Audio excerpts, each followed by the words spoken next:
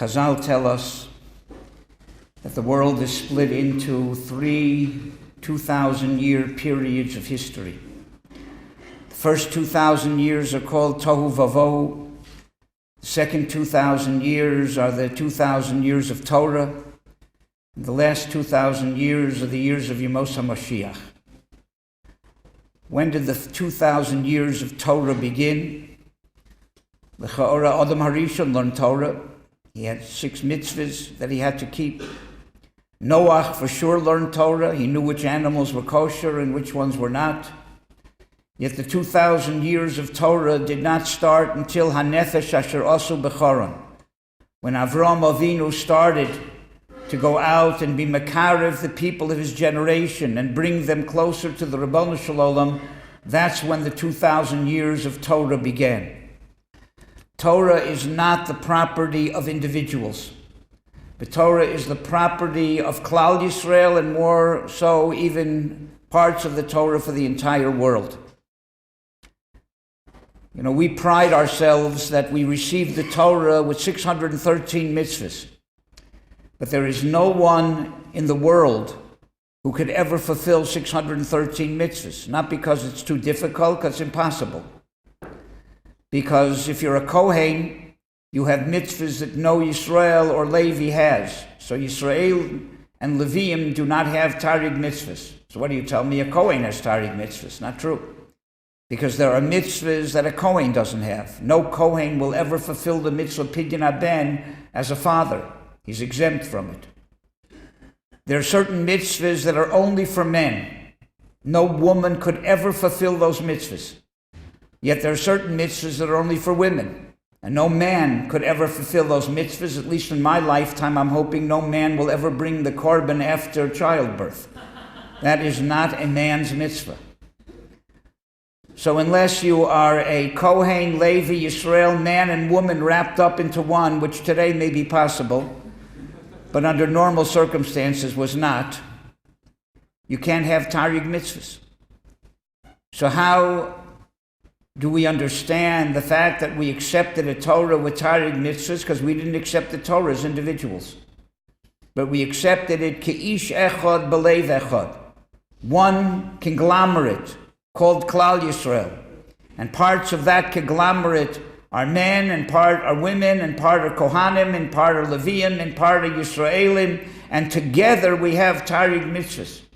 So until Avraham Avinu went out to bring the world closer to Torah, the 2,000 years of Torah didn't start. And therefore Chazal tell us, the Zohar says, that Yisrael is the Rashi Tevos of Yesh Shishim Ribui Osios LaTorah. There are 600,000 letters to the Torah. Simple meaning that there are 600,000 souls, root souls of Klal Yisrael. There may be more than 600,000 Jews, but we're all part of a cluster of neshamos, and there are 600,000 clusters. And just like there are 600,000 souls, there are 600,000 letters in the Torah, and everybody has his letter. Very beautiful, except there's one problem.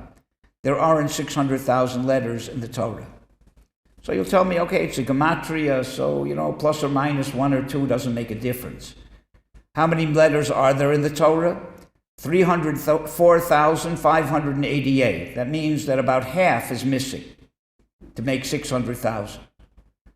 So I know about 11 answers to that question. The Pnei Yehoshua speaks about it in Kiddushin on Lamed Aleph. But I think there's no question. The question would only be if it said, Yesh Shishim Ribui Osios Ba Torah. There are 600,000 letters in the Torah. There aren't. Then you need answers. But it doesn't say that. If it would say that, it wouldn't spell Yisrael, it would spell Yisroab. In order to spell Yisrael, it has to be Yesh Shishim Ribui Osios La Torah, which means in addition to the 304,000 letters in the written Torah, you have to add another 600,000 letters to make the Torah complete. Those are the neshamos of Klal Yisrael. And that echoes another Zohar. Yisrael v'oraisa v'kudsha b'richu chadhu. The Torah and the Jewish people and the Ribono Shel Olam are all one. And therefore, if you don't add the neshamos of Klal Yisrael to the Torah, it's not a Torah. And just like in the written Torah, where there are 304,000 letters, every letter is unique. And every letter is important, because if the Torah is missing one letter, it's not a Torah. So too in the additional 600,000 letters that you have to add to make the Torah complete. The 600,000 neshamos, if one neshama is missing, then the Torah is not complete. So in order for the Torah to be complete, it has to encompass all of Klal Yisrael. And if anybody's missing and doesn't have his part in Torah, and he doesn't exercise his part in Torah, then the Torah is not complete. And therefore, the 2,000 years of Torah started only when Avram Avinu went to make the Torah public, to be able to see to it that everyone has their share and their part in the Torah. There's a Mishnah in Pirkei Avos.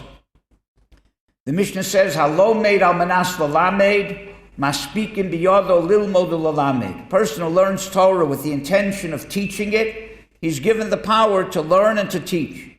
Halo made al manas lasos, but if somebody learns Torah with the intention of doing it, then he's given the ability lilmod lalamed lishmor v'lasos. First of all, lasos does not mean to observe the Torah, because that would imply that the first person just wants to teach other people but not observe it for himself. A person like that who learns and doesn't observe what he's learning is better he shouldn't have been created, the Gemara says. So that's not what it means. The Avnei Nezer explains there are 4 levels of Shmiras HaTorah. There's Lilmod, you learn for yourself. There's Lamed, you teach others. There's Lishmor, you observe the Torah for yourself. And then there's La'asos, to make other people observe the Torah, to be makarev others. It goes without saying, the Mishnah didn't mention even Lishmor. Of course you have to observe the Torah. If you learn the Torah and don't observe what you're learning, better you shouldn't have learned. That goes without saying. So the first person is lo meid al manas lalamed, meaning and also to observe. He's going to learn, observe, and teach others. But he's not going to be able to make those other people keep what he teaches them. He just can guarantee they'll learn what he's teaching them. The second person is not only lo meid al manas lalamed, but lo meid al manas la'asos, to make other people keep the Torah. One step further. So he gets everything. Lilmod lalamed lishmor v'la'asos. Says the Yavetz in his Perish Lechem Shamayim, what about a person who just learns and observes? What does he get? Halo made al manas lilmod, and obviously to observe. Why doesn't the Mishnah mention that level? Why does it right away start with the level of halo made al manas lalamed, where you learn to observe and to teach others? What about learning for the sake of learning? Not teaching anybody. Says the Yavetz, the Gemara says in Psachim, halo made shalo al manas lalamed, a person who learns Torah and does not have the intention of teaching it to others, is Dvar Hashem Boza. He is insulting the Torah. And at the end of that pasuk is, Hi Koresh Ti Koresh. And therefore he gets no siyata d'shmaya. A person who learns without the intention of giving over what he learned to others gets absolutely nothing, because there is no madrega like that. Someone who learns just for the sake of his own learning is Dvar Hashem Boza, says Rabbi Yavetz. That doesn't mean that a person has to be a Rebbe or a Malamed or a Rosh Yeshiva. It means that when you learn Torah, you have to understand you have a responsibility to give to others what you learned. It could be to a Chavrusa, it could be to a Chabura, it could be to anyone, it could be to your family. But if you feel that it's your own personal property, and it's not something that you're learning in order to give over to others, then Dvar Hashem Boza, then the Torah is not important to you. Because if it's important, why wouldn't you want to share it with others? The Marsha in Sanhedrin, the Gemara says that the purpose of this world, Adam la'amal yulad, a person was created to toil. And the Gemara says the ikar toil of a person is in Torah. Says the Marsha, Adam la'amal yulad, la'amal is notrikom, lilmod al manas lalamed. That's la'amal.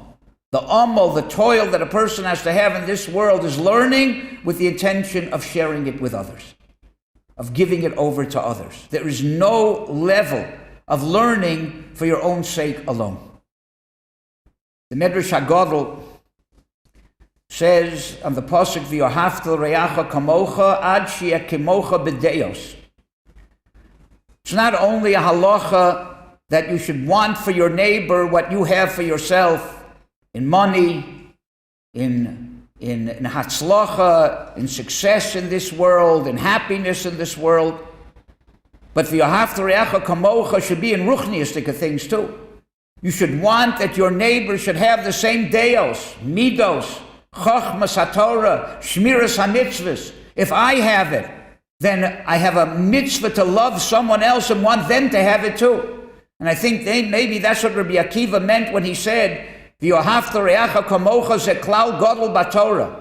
I think the emphasis is b'Torah. People think that v'yohavta re'acha kamocha is a klal gadol b'gashmias. Whatever I have materially and physically, I should want for someone else. Came along Rabbi Akiva and said, no. V'yohavta re'acha kamocha ze klal gadol b'Torah. It applies to Torah just as much as to your physical and material needs. But if you have something in Torah, you should want that for your neighbor also. And therefore the Klosenberger Rebbe explains the Mishnah in Pirkei Avos. Im lamadata Torah harbe, al tachzik tova li'atzmecha, ki lekach no tzarta. The simple meaning of the Mishnah is, if you learned a lot of Torah, don't take credit for it, because that's what you were created to do. Says the Klosenberger Rebbe, Im lamadata Torah harbe, if you learned a lot of Torah, al tachzik tova la'atzmecha, ein tova leTorah. Don't hold that good for yourself, selfishly. Ki lekach no tzarta. You were created to give that over to others, to share it with others, not to just hold it for yourself. So if you learned a lot of Torah, you should realize you have a responsibility to share it and to give it over to others also. The Rambam says, based on the Gemara in Yevamis, in the end of Hilchis Chanukah, Lo nitna haTorah ela lahavi shalom ba'olam. The Torah was given to bring shalom to the world. Shalom means shleimus, perfection, harmony. Perfection in this world is only reached in a team effort. Only God is perfect. Everything else needs many, many different things and sometimes opposite things to work together to bring perfection. Oh, says Shalom b'mromav, the Rabban makes Shalom between water and fire and makes Shamayim. When things work harmoniously together to create a perfection. The Torah was to create perfection. How does it create perfection? By teaching each person what they can contribute, what their portion in Torah is, Torah and mitzvahs. And when everybody works together, and everybody exercises their special portion in Torah, then there's shalom and shleimus in the world. And therefore, Talmidei Chachamim marbim shalom ba'olam. That's the purpose of a Talmud Chacham. To be marbe that shalom. To teach others and guide others how to bring out their part in Torah so everybody can work together.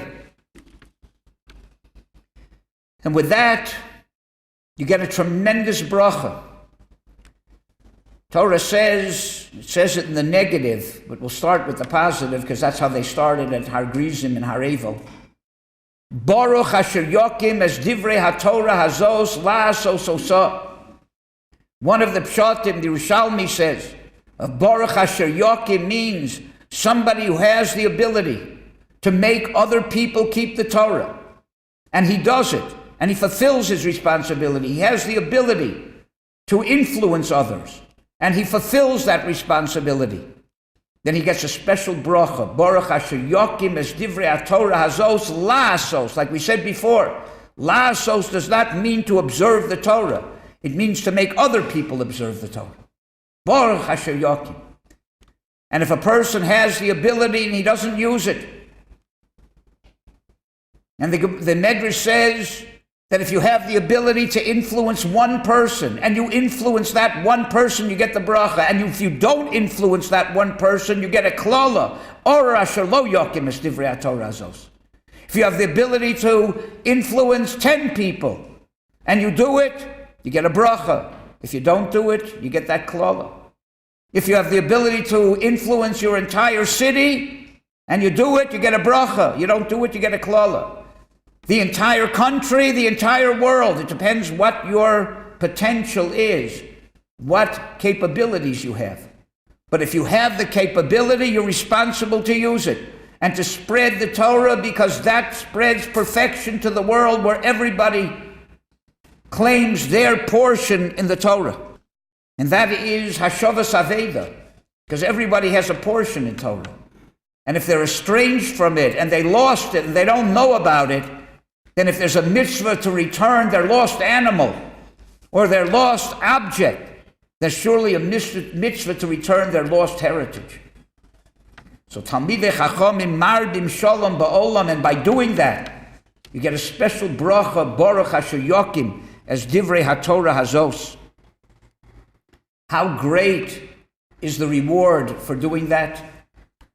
So the Alter from Kelm, Simcha Zissel, says we can learn from a mesis. A mesis is somebody who attempts to pull somebody off the derech.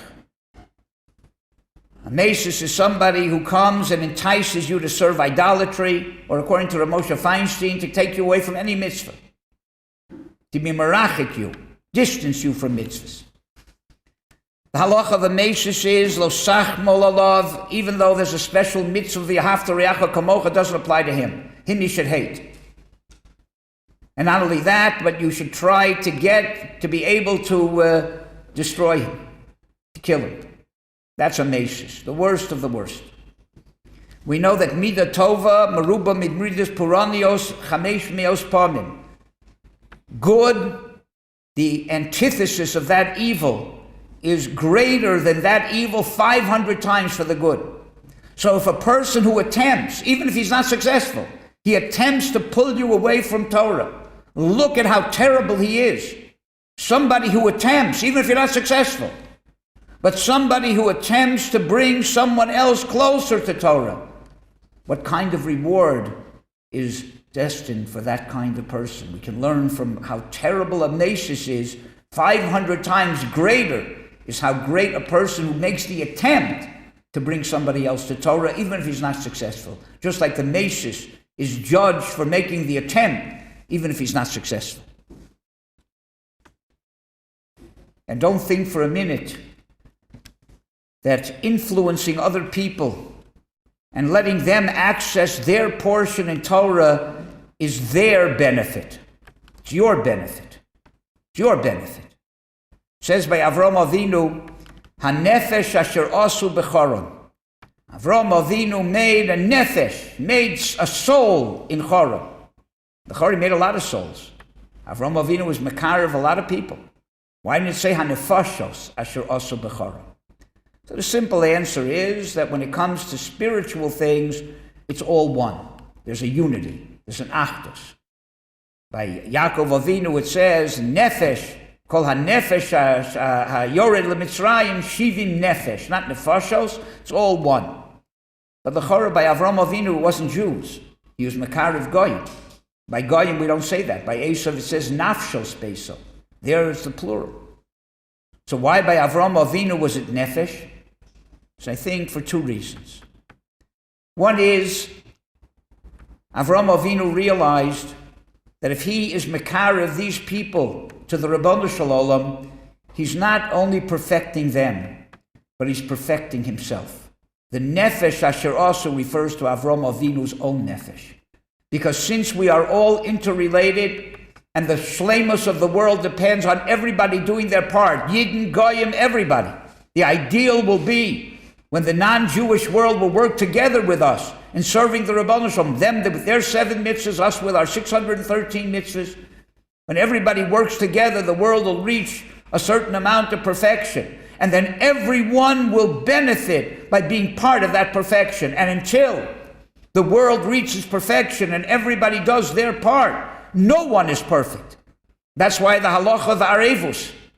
If I made kiddush, I can't decide I like making kiddush, I'll make it again. I like the sound, I like the wine. It's a bracha levatala. But if my friend who doesn't know how to make Kiddush comes into the house and he hasn't made Kiddush again, I can make Kiddush again for him. Why? Because part of me hasn't been Yotzei Kiddush if he hasn't been Yotzei Kiddush, because he's part of me. So when I make Kiddush for him, I'm not only perfecting him, I'm perfecting that part of me that's connected to him. So Hanefesh Asher Asu Becharam. Avraham Avinu was not only perfecting the nefashos of those people he brought closer to the Rabbanu Shalom, but he was perfecting his own nefesh. And the second lesson, I think, is sometimes people feel it's only worthwhile if you're makarev hundreds of people. But individuals, what's the benefit? It's not worth the effort.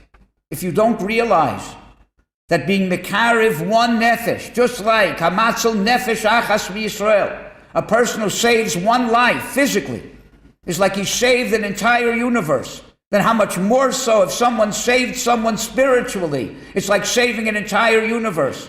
And therefore it's not only important if there's numbers, but every individual is important. And because Avraham Avinu went after the individuals and he understood how important it was to bring closer even individuals to the Rabbanu Shalom. Ha-nefesh, not nefashos. Because he valued every nefesh, he was successful with millions. Had he only been looking to bring closer millions, he would be successful with no one. And therefore, it's not only perfecting others when you influence them, you're perfecting yourself. And every single one is infinitely and universally important. It could be, that's another way of learning what was wrong with Noach. Noach, it says, Tamim Hoya Bedorosav. He considered himself perfect in his generations. Avraham Avinu would never consider himself perfect in his generation. If there are people estranged from the Rabbanu Shalom, then something's wrong with me. Then something's missing in me. Because we're all connected one to the other. And if they're not perfect, then I'm not perfect either. Because my perfection depends on them. But Noach was Tamim Hoya B'dorosov. He considered himself perfect. I'm okay, I'm a tzaddik. It's their problem. All those Rishoyim in the Dor HaMabul who eventually were destroyed, Noach looked at their problem. It's not my problem. I'm a Tamim. A Tamim Hoya B'dorosov. If there's so many people there who are imperfect, then you're not perfect either. How can you consider yourself a Tamim if there's all those people out there that are interrelated with you that are not a Tamim? Conversely also, just as much as influencing and perfecting other people is your perfection, you are perfecting yourself. You're affecting yourself, not only affecting them. The opposite is also true. It says Moshe Zocha v'Zika es Harabim. Moshe Rabbeinu could not have influenced and affected other people if he didn't first affect himself and influence himself. The Vilna Gaon says the best way of influencing other people is compared to a cup. You want to take a cup and fill other cups. So if you pour from the first cup into other cups, eventually the first cup's going to become empty. You're not going to be able to pour anymore. There's a better way of doing it. If you fill the first cup and let it overflow into the other cups, then the first cup remains full and it constantly fills up all those other empty cups. This applies not only to English cups, it applies to Yiddish cups also. If your cup is empty, if your head is empty, then you're not going to be able to influence anybody. And the more you fill your cup, you fill your head with Torah, with Yiras Shamayim, with Midos Tovos, then you can overflow into other people. So perfecting yourself and sitting and learning is not a contradiction to going out and influencing other people, but they have to go together. First you have to have a Moshe Zocha. First you have to fill your head with Torah and Yiras Shamayim, and the bigger you are, the more you'll be able to overflow and influence other people. And the smaller you are, the less impact you'll have. If you go out to influence others as a firecracker, you make a lot of noise, but won't accomplish too much. But if you become an atomic bomb in a positive way, you'll make a very much bigger impact than a firecracker. So it's not only that influencing and perfecting others is self-perfection, but self-perfection also is the first stage of being able to influence and have an impact on other people. And therefore there's an inyan of lilmod al manas lamed. First you have to learn. You have to have intention that what you learn you share with others. You have to be able to become a tzaddik in mitzvahs. But what you are working on your mitzvahs and your yiras shamayim has the intention to influence others and share it with others also. And the more you learn, and the more you are clear about what you are doing, the more you can impact and influence other people. The word lemor has two meanings. Normally it means to tell over to others. Vayidaber Hashem el Moshe lemor. The Rebbe Shem told Moshe to tell Klal Yisrael lemor. But sometimes it can't mean that. Vayidaber Moshe lefnei Hashem lemor. He didn't tell the Rebbe Shem to tell somebody else. So there Chazal say lemor means brirus, clarity. Said it clearly. In fact, some say whenever it says Vayidaber Hashem el Moshe lemor, it hints to Torah Shebal Peh. That the Rebbe Shem told Moshe Rabbeinu this what it says, but he clarified it. He explained it to him, that he knew it clearly what the intention was. That's lemor. There's no contradiction between the two meanings. Because if you don't know something clearly, you can't possibly give it over to someone else. You can't teach someone else if you don't know the material. And if you don't believe in the material and you're not committed to it, and you're not on the level where it's mamish part of you, then it's very hard to sell something that you don't believe in. You want to be a good salesman, you have to believe in the product. And the more you work on your emunah and your yiras shamayim and your understanding of Torah, then the more you can give over to other people. And that's why Torah says, V'shinantom levanecha, shiyu divrei Torah chidudim al picha. The Torah should be clear to you. You shouldn't stutter. The Chorah, we're not talking about learning. We're talking about teaching. V'shinantom levanecha. Chazal should have said, the Torah you should make the Torah to your child clear that he doesn't stutter. Why v'shinantom to Chazal darshan? It should be clear to you. Because if it's not clear to you and you're stuttering, you're not going to be able to give over to your child. So the v'shinantom levanecha, if you wanted to get levanecha, then it'd be shinunim al picha. Then you know what you're talking about. So the more you learn, and the more you're mamik in learning, and the more you work on your midos, and your yiras shamayim, and your emunah, that is not a contradiction to giving over to others. It's a preparation for giving over to others. Because the greater you are, and the more you know, and the more you are clear about what you know and what you believe, the more you can give it over to other people. And that is godless. What does it mean to be a big person? How many blot Gemara do you have to be to learn to be a gadol? Today you don't have to learn too much altogether to be a gadol. Everybody's a gadol. Harav Hagol. Everybody's Harav Hagol. From the time they're bar mitzvah. You're already over bar mitzvah, you're Harav Hagodol Hagol. But how does the Torah look at it? How do you know if you're a gadol? The Torah says about Moshe Rabbeinu, Vayigdal Hayelet. Moshe Rabbeinu grew, and then it says Vayigdal Moshe. So the Ramban says the first time was physically. He matured physically. The second time was he became an Adam Gadol. What made him an Adam Gadol? The Torah says, Vayetze elecha vayar b'sivlosa. He went out and he saw the tzaras, and he was able to commiserate with Klal Yisrael, nosei ba'olim chaveiro. He was able to empathize with them. That's a gadol. Why is that called a gadol?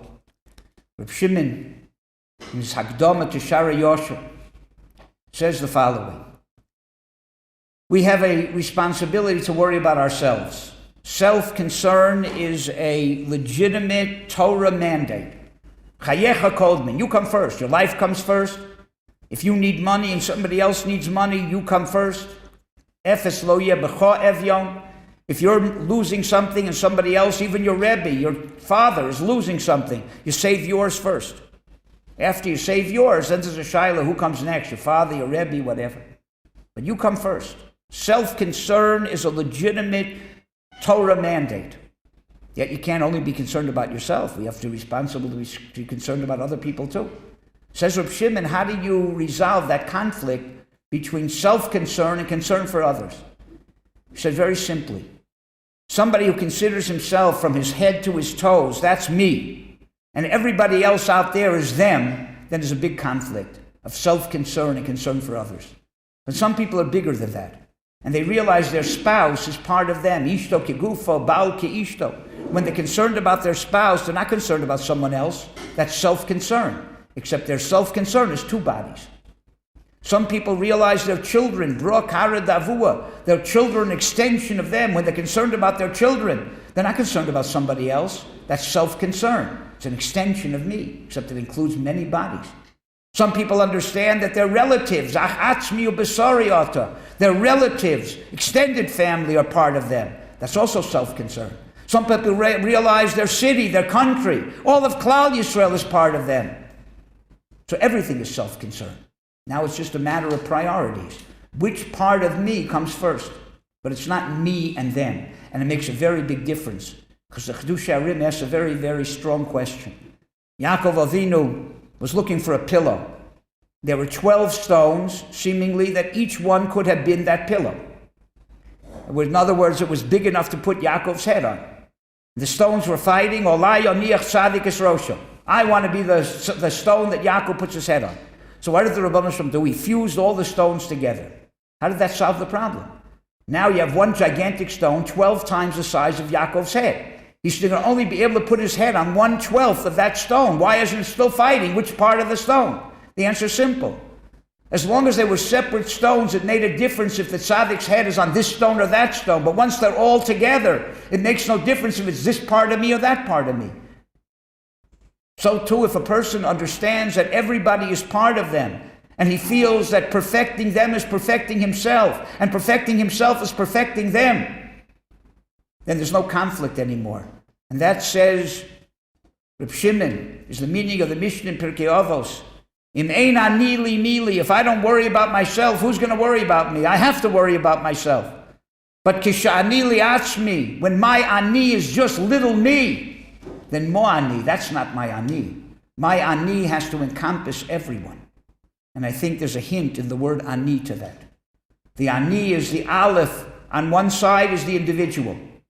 The yud on the other side is the tzibur. There's everybody else out there. The yud is the minyan, is the tzibur. How do you connect the individual and the tzibur to make that your ani? That's what you are. You need a nun. The nun, Rashi says by Moshe Rabbeinu, Nosan eina v'libo lios netzer aleim. He put his eyes and his heart to feel what they were feeling. He empathized with them with his heart and with his eyes. You need chachma and you need regesh. You need emotion and you need wisdom to understand what other people need. If you only have a heart and emotionally, right, you reach out to others but you don't have a brain, then you may help people in a way that's harmful to them. You may help feed a person's addictions and think you're doing them a favor. See, I need a little seichel too. But if you only have seichel and you have no heart, then you may make studies about helping poverty, but you're never going to do anything about it. So you need a heart and you need chachma. When it comes to chachma, there's 50 gates of wisdom. And when it comes to tahara, there's 50 gates of tahara. That's the nun. The nun is 50 gates of chachma and 50 gates of tahara. If you have that, then you can combine the aleph of the individual and the yud of the tzibur and make that your ani. That's who you are. And the reward, if you are makarev others and you influence others, whether they be people estranged, far from Yiddishkeit, or people close but need to be strengthened,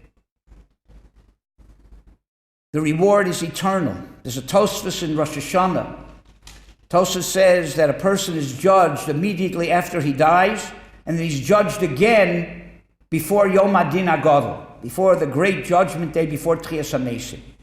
So everybody asks, what do you need two judgments for? Once a person died, he's not doing anything more. There's no more mitzvahs, no more averos.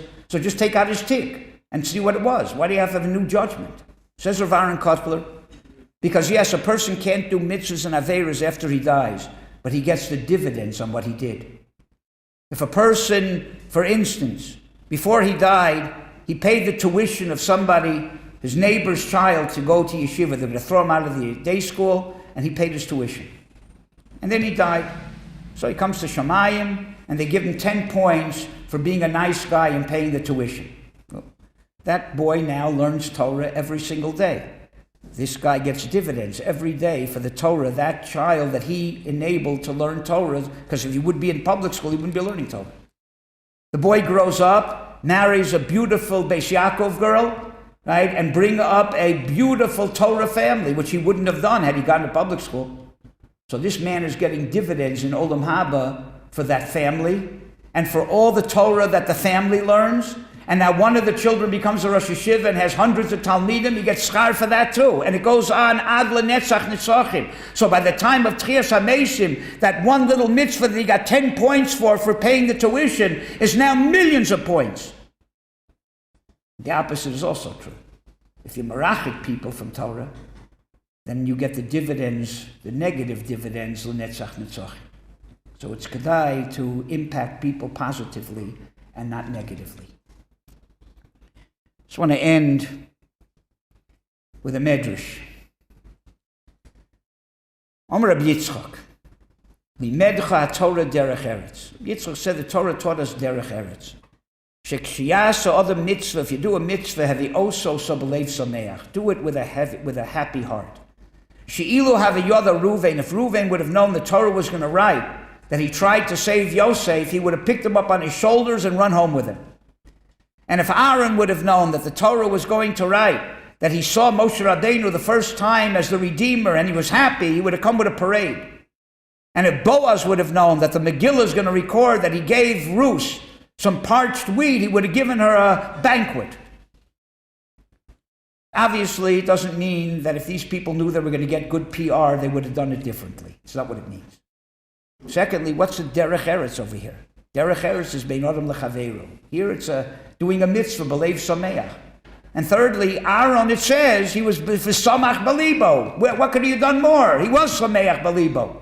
Torah's meyed, v'samach belibo. So what's by Aaron, he would have done it more, belev sameach, if he brought a parade? I think it means the following.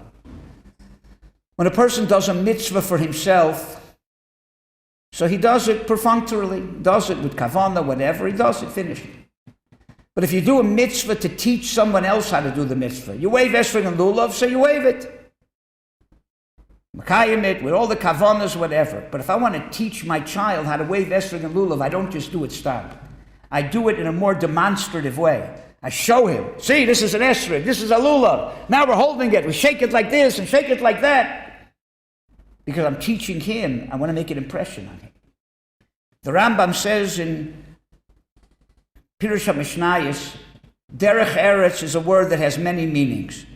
It can mean midos tovos, it can mean commerce, it can mean husband-wife relationships. All of those are called derech eretz. What's the tzav hashaveh? What's the thread that unites them all?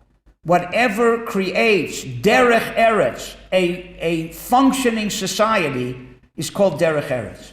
If you don't have people, you can't have a functioning society. So husband-wife relationship is called derech eretz. If people don't know how to interact with each other, there can't be a society. If there's no commerce and economy, there can't be a society. All of that is called derech eretz. Rabbi Yitzchak said the Torah taught us derech eretz. When you do a mitzvah, don't think that you're doing it only for yourself. Boaz, Aaron, Ruvain thought they're doing a mitzvah, private thing, and they did it the way they're supposed to do it. Had they known the Torah was going to record it, and they wouldn't just have been doing mitzvahs to themselves, but now they're teachers. Every time you read Parshas Vayeshev, you see what Ruvain did, you learn from him. Every time you read Parshas Shmos, you learn from Aaron. Every time you read Megillas Rus, you learn from Boaz. They're not doing a mitzvah, private mitzvah. It's a mitzvah that teaches others. Then they would have done it b'leiv sameach. Not they would have had a leiv sameach. They would have done it in a way that others could see the leiv sameach. And that would have made an impression on them. And the Medrash ends, v'hayom, it's not over. Eliyahu Melech HaMashiach quotes from this Kisvei HaKodesh being written in Shamayim. You don't know what the Rebbeinu Shalom's recording, but you do. Don't ever think you're doing it only for yourself. But it could be someday it's going to be publicized. And it could be, even if you don't know it's being publicized now. Someone sees you. Someone hears. You're a different kind of person. You make a different impression. So when you do the mitzvah, don't only have a Leff Somayach. Do it in a way that people see the Leff Somayach. Because you're always a mashpia. You're always a mekarev in everything you do. And who knows how many psukim, how many parshios each one here has. And you won't be able to say, if I would have known, I would have done it differently. Because I'll be there, and I'm going to say, you did know. I told you the medrash. Maybe Boaz, Aaron, and Reuven didn't know. But you do know. So take it to heart. And realize there's a tremendous chiyuv. And also a tremendous benefit. Not only to worry about yourselves, but to worry about Klal Yisrael, to worry about the world. If you build yourself up, you're helping the world too. And by helping the world, you're building yourself up also. And if you do it, the reward is eternal. And if you do it properly, then every single thing you do, you have in mind, how is it going to affect other people? That's derech eretz. And with that derech eretz, you are zoche lenetzach nitzachim.